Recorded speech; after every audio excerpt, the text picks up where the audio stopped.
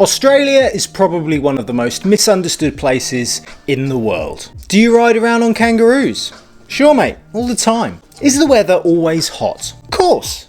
We're having a bushfire right now. Are you all descended from convicts? You're absolutely right. And Australia's national sport, AFL, originally started as a pastime where people would try and rob each other on the street. Just for fun. They just added a ball. F***ing idiots. G'day guys, my name's Ross and I moved to Australia with my family during a global pandemic. When we moved to Australia, we had no friends living here and hardly any friends that we could ask. Sounds rather dramatic. And so to help any of you who are thinking of braving it to the land down under, or just some nosy gits who are wondering if this whinging pom is going to say something negative about this beautiful country, then these are my 7 things that they don't tell you before you move to Australia. When you first tell your friends and family that you want to move to Australia, you'll first get the initial shock because of how far away it is and how isolated you're going to be, how much you're going to miss everyone else and how different your life is going to be. Did they ever wonder whether those might really be the reasons why you're moving in the first place? The reality is that they're probably a bit right. Australia is a very different country than anywhere else, but for lots of different reasons. And it's that variety that means that sometimes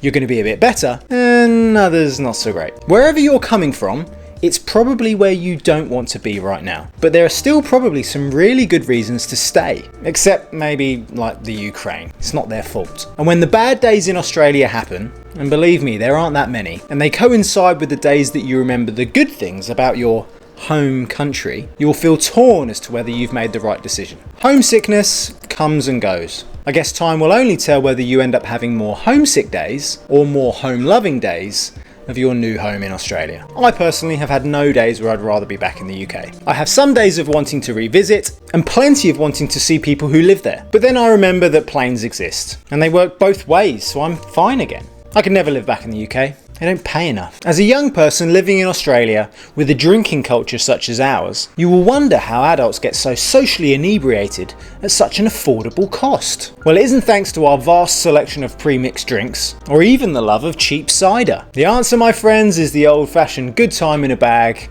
goon. But the thing is, it's actually alright. Well, some of it. And I guess in moderation. While the innocuous price tag will immediately pique your interest, you then start scanning the shelves to find out that they actually have some proper flavours, other than dry white or simply red. That would actually be quite a good wine band crossover. Or what about red wine?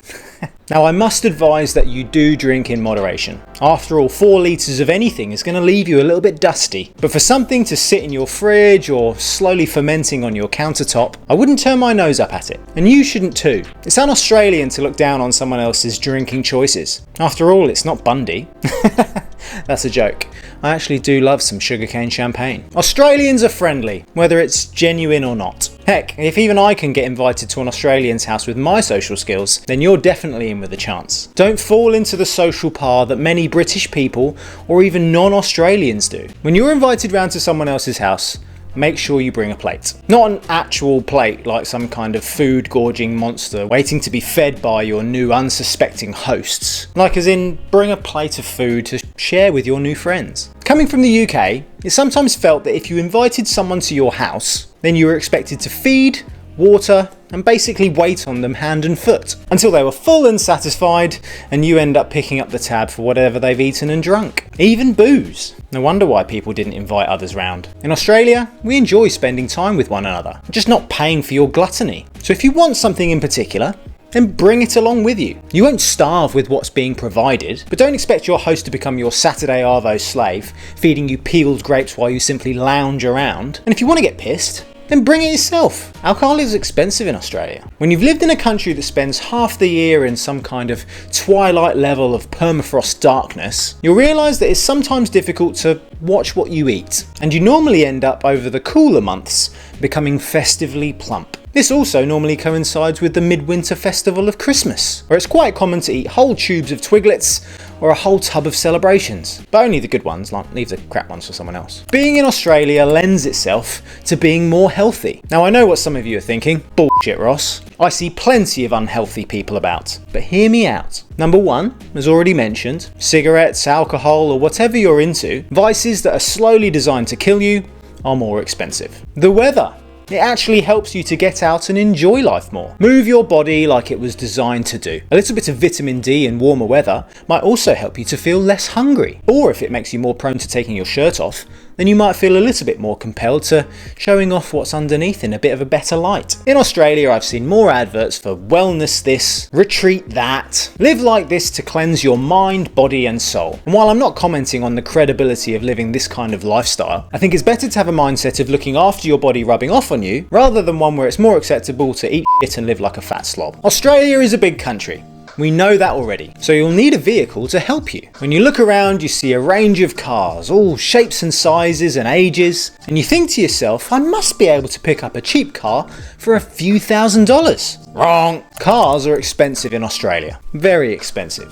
I mean, for what they are. Spending a few $1,000s on what someone else claims is a good runner might end up with you buying an expensive box of bolts on wheels that needs constant fixing. But then I guess Australians do love a punt. So maybe that extends from the lottery and the pokies to buying whatever cheap piece of crap car they want next. Maybe it's the fact that cars aren't made here anymore. So like a civilized, pre-dystopian version of Mad Max, everyone is just fighting over the few cars that they have left, until something new gets imported. When you move to Australia, if you've never or only briefly been here before, you'll quickly realise that apart from what you've seen over-glamorised on TV or film, you don't know a lot about where to actually live. Sure, you can live in Bondi, perhaps somewhere within walking distance of the Opera House. I hear Ramsay Street's pretty empty right now. Like most of the 25 million or so living in Australia, you're probably going to end up in one of the endless urban sprawls of one of the 5 major cities. Yes, there are better places than others. No, not all of them are the same. And just because it's a nice part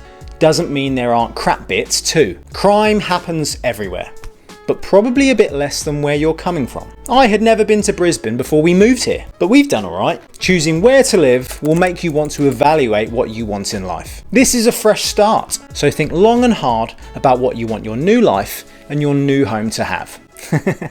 Long and hard. Once you have a list of what's important to you, then put that list into order of importance. And while you might not get everything on your list, after all, with a budget, not everywhere is perfect, chances are you'll at least find somewhere that you're really happy to call home. Set your expectations of what you want from the get-go and enjoy looking across this beautiful country for what it has to offer. And there's a lot, and you'll find that most of it probably already lives at the top of your list. Now this is probably the most important one, because there's nothing more offensive than holding Australians to account with false, outdated stereotypes, especially ones that do nothing to better the opinion that Australia is a fantastic place to live. In other words, Australian beer is it. Well, most of it isn't. And Foster's definitely isn't a thing. I have never seen it served in pubs, or bottle-os, or advertised on TV. I can only assume that it was created by some marketing guru in the 80s to advertise the culturally outdated idea of a manly Australia. Of course Australia's manly, but it's more than that. Therefore, falsely encouraging men abroad